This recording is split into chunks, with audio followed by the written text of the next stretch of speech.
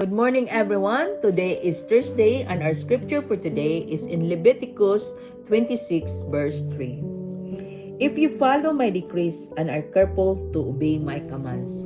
God's instructions in this verse is simple yet powerful. If you walk in my statutes and keep my commandments. Obedience is not just about following rules, it is about trusting God's heart. It means choosing His way even when it's uncomfortable, unclear, or requires sacrifice.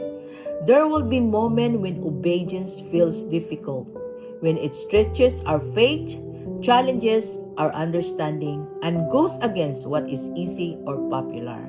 But every step of obedience positions are under God's covering, His guidance, and His blessing. Obedience is an act of faith. It says, Lord, we trust you more than we trust ourselves. And even when you don't see immediate result, know this, God is faithful. His promise never fail. What He asks of you is always for your good and His glory. So let us pray for today.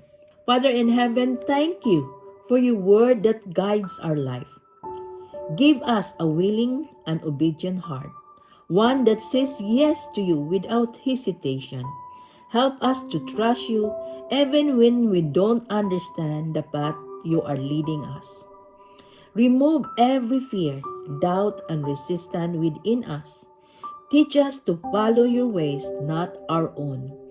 Lord, strengthen us to obey in the small things and in the big things. Let our life be a reflection of faith, trust, and surrender to you. We choose obedience today, knowing that your ways are higher and your plans are good. In Jesus' name, amen. Today, we declare that we have the obedience in God's word. Have a blessed Thursday, everyone. God bless you all. Thank you for following my daily devotional prayer every morning.